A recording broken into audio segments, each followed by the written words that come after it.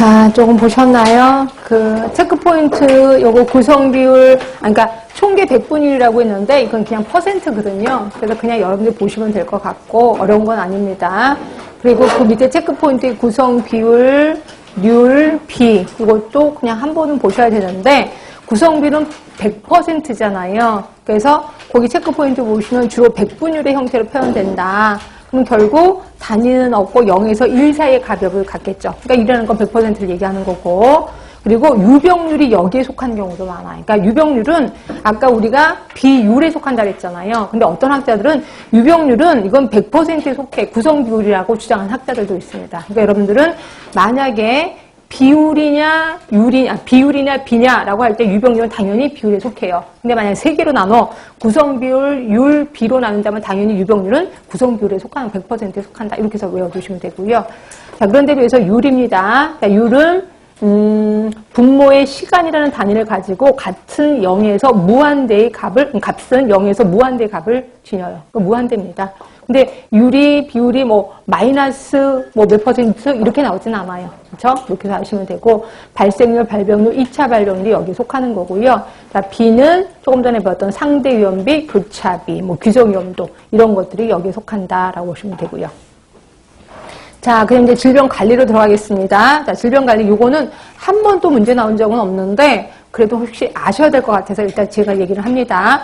처음부터 세균이라는 걸 몰랐을 거 아니에요. 그럼 예전에는 병은 도대체 왜 생기는 거야? 라고 생각을 하게 됐겠죠. 그래서 봤던 게 제일 처음이 정령설 시대입니다. 정령설. 자, 정령설 그 다음이 뭐예요? 정령설 다음이? 네? 점성설이에요. 점성설. 그 다음 장기설 나오고 그 다음에 접촉감염설 시대. 접촉감염설 시대. 그 다음이 세균학설 시대. 미생물학 시대. 그 다음에 탈미생물학 시대. 이렇게 흘러가게 돼요. 자, 정령설은 정령, 귀신이죠, 귀신. 그래서 내가 나쁜 짓을 많이 하면 나쁜 귀신이 내 몸에 들어와. 그래서 내가 아픈 거는 내가 지금 벌 받는 중이다라고 보는 겁니다. 이게 정령설. 그럼 내가 병 생긴 거를 남한테 자랑했을까요? 안 했을까요? 안 했죠. 숨겼겠죠. 그래서 대부분 병원에 가는 것보다 집안에서 대부분 관리를 했겠구나라고 보시면 되고요.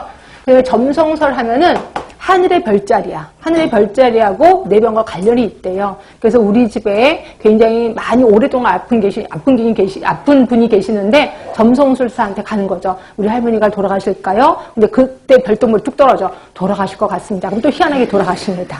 이거를 우리는 점성설 시대라고 하는 거고요. 이건 지금도 쓰고 있습니다. 여러분들 저는 처녀자리예요. 천징자리예요. 이렇게 얘기를 하잖아요. 그게 일종의 점성설에서 나왔다라고 보시면 돼요. 그래서 이제 장기설, 우리 장기설 변호인데 누구죠?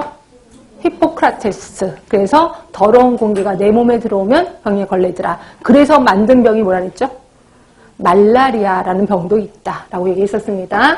그리고 접촉 감염설 시대 하면은 환자와 접촉한 사람이 병에 걸리는 거죠. 환자 접촉을 하면 병에 걸려. 그래서 그때 당시에 메독이 그랬습니다. 혹시 옛날 그 서양 영화를 보시면 마녀라고 들어보셨을 거예요. 그 마녀들이 메독을 갖고 있던 사람이라며. 그래서 그 마녀랑 성관계를 하면 다 메독이 걸리는 거야. 그래서 이제 마녀가 되는 거죠. 그래서 그때 당시에는 마녀를 잡아서 막 족치는 거죠. 말 그대로 너 누구랑 성관계했어. 그래서 다 불잖아요. 그럼 그 사람을 다 잡아다가 화형에 처했다라고 보시면 됩니다. 하여튼 이게 접촉감염설 시대고 드디어 균이 발견됐어요. 그래서 세균학설 시대고 지금은 균이 없어도 병이 생기더라. 그래서 탈미생물학 시대라고 보시면 돼. 그래서 이제 단계를 거치는구나. 그래서 넘어가실 거고요.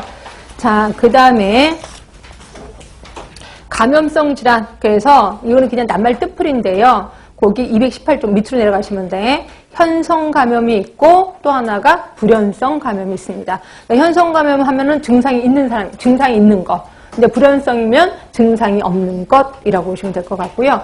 요것도 한번 전체적으로 정리를 좀 합시다.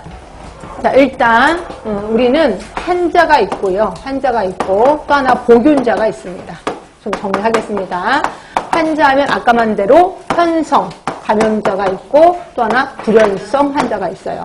자, 현성이 많을까 불연성이 많을까? 여러분들은 불연성이 훨씬 많습니다. 불연성이.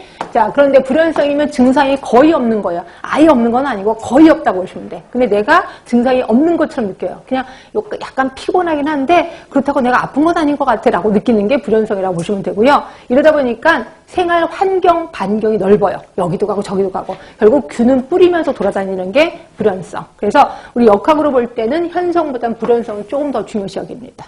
우리 주 대상이라고 보시면 되고요.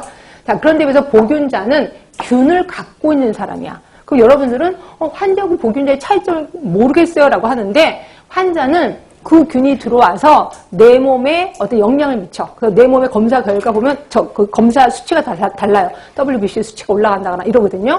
근데 보균자는 그냥 내 몸에 살고 있는 거야. 얘가 아직 내 몸을 어떻게 건드리지 못했어. 그냥 살고만 있는 거예요. 우리 보균자라고 얘기하는 거고요. 그래서 보균자는 절대 증상이 없습니다. 본인도 증상이 절대. 내가 내 몸에 균이 나온다고? 나 모르는데? 이런 경우가 많아요. 그런데 이 보균자는 크게 다시 넷으로 나뉘어요.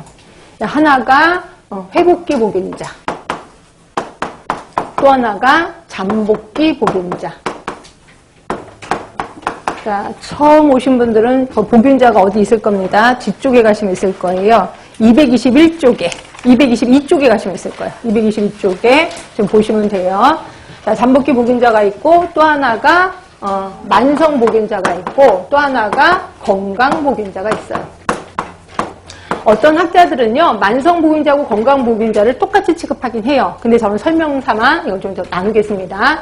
회복기 보균자는 뭐냐면요, 내가 병에 걸렸어. 질병에 걸렸거든요.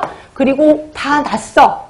회복이야. 회복이 됐는데도 불구하고 균이 나오는데 이걸 우리 회복기 보균자라고 하는 거예요.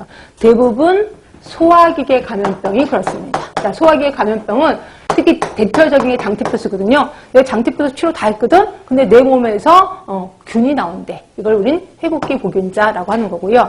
자, 잠복기 보균자는 잠복 기간 동안에 균을 뿌리고 다니는 거야. 자, 잠복 기간 동안에 균을 뿌리고 나오고 그 다음에 질병이 생기는 거죠.